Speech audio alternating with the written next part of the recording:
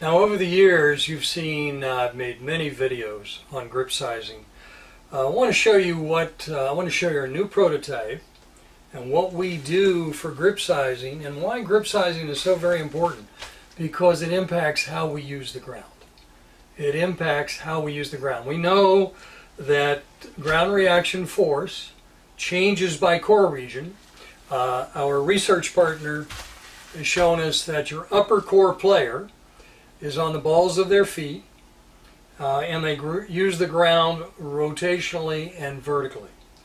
And if your grip size is too large and moves you back, you won't use the ground well as an upper core player. We also know that the lower core player uses the ground in a linear or horizontal fashion and rotationally, and has very little, if any, vertical movement. And your mid-core player uses linear, uses rotational, and uses vertical. So I want to show you what grip size does now and why. I've disrupted my core, so you're going to see how open my hips are. The way we use this, you don't want to do. If you have your right balance numbers, you want to disrupt the core when you fit grip size with it. This is a prototype of our new fitting system. So I'm going to go first to upper. And you'll notice this is a tapered piece of graphite. And I'm going to grip at the very bottom, and you'll see that my hips are open. So we have a mat here on the floor that has lines on it. If you're a right balance professional, you're looking over the bar at the line to make sure everything is square, and I am absolutely square, and this is where my hand is. Your right balance professional will know exactly where to measure your hand to check. So this is an upper core grip size for me. So this is where I'm going to have maximum power. My weight is on the balls of my feet. I'm in an upper core stance width. I'm going to move to another upper core stance width here, and you'll see it's exactly the same. My hips are still absolutely square. And if I go to the I have 3 upper core stance widths. This is my right balance plank strip, if you will. So I'm square in all of these. Now I'm going to step to a lower core stance width, and this grip is much too small for me. It's moving me forward, my hips opened, and I'll show you in a moment where I need to be with upper core. If I go back to an upper core stance width, my hips immediately square up. So matching stance width to grip size has everything to do with how I'm going to use the ground. From here, I'm on the balls of my feet. Again, your upper core player uses the ground rotationally and vertically.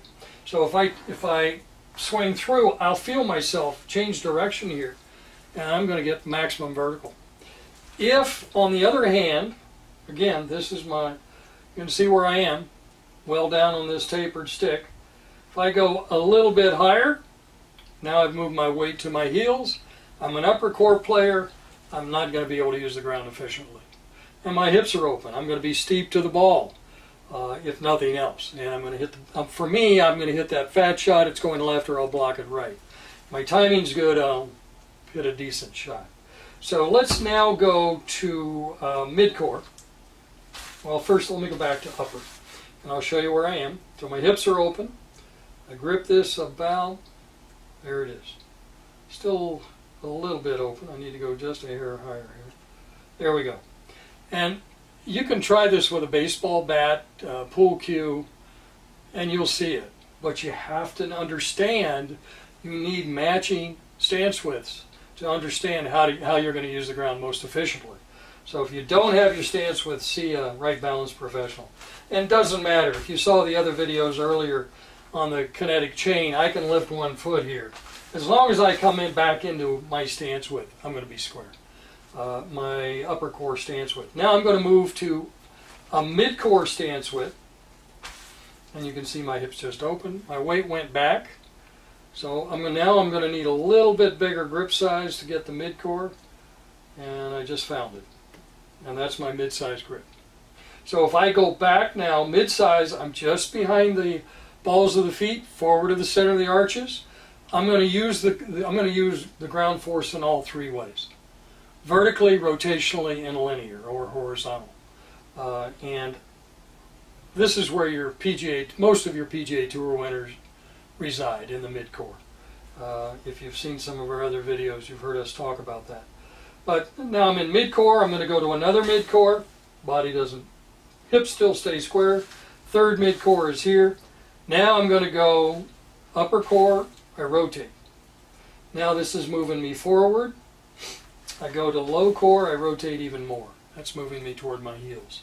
So grip size will, now that we understand the tensegrity, right balance optimization, now we're able to get right back to it. Now I'm going to go back to mid-core, and my hips just squared up again. So that's my mid-core grip in my left hand.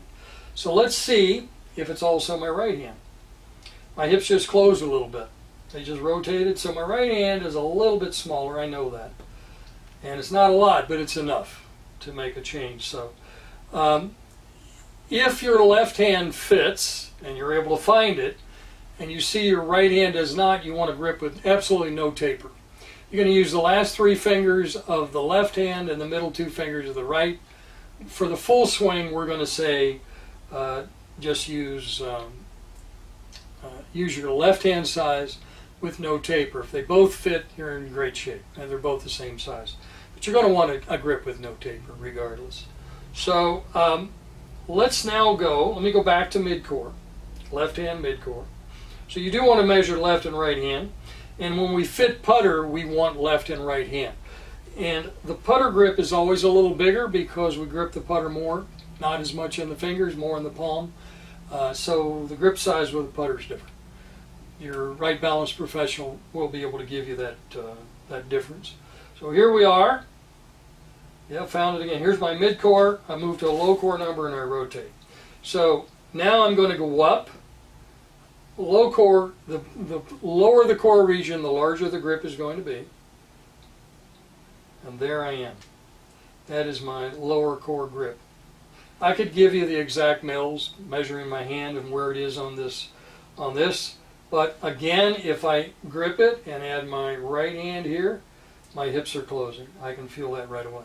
So I'm going to come down just a little bit with the right hand. So, now I could use a grip with a little bit of taper. I could figure that out. Your right balance professional will have a chart.